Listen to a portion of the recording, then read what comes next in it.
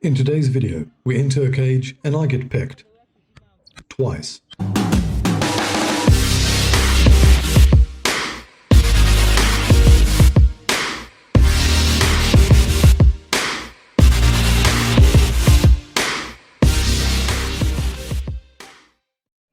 Continuing on our walk in the Johannesburg Zoo, and we got to see some rhinos, a baby deer of some kind, and also a lot of birds, and more birds.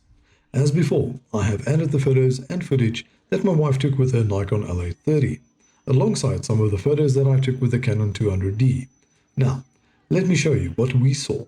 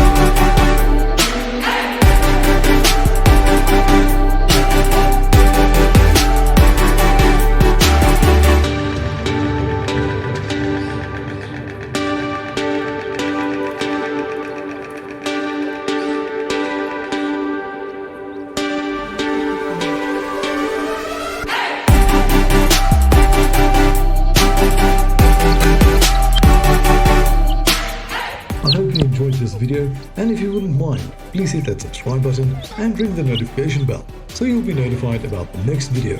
Also, leave a like and a comment below as I appreciate them all. Thank you for watching and keep taking photos. Cheers.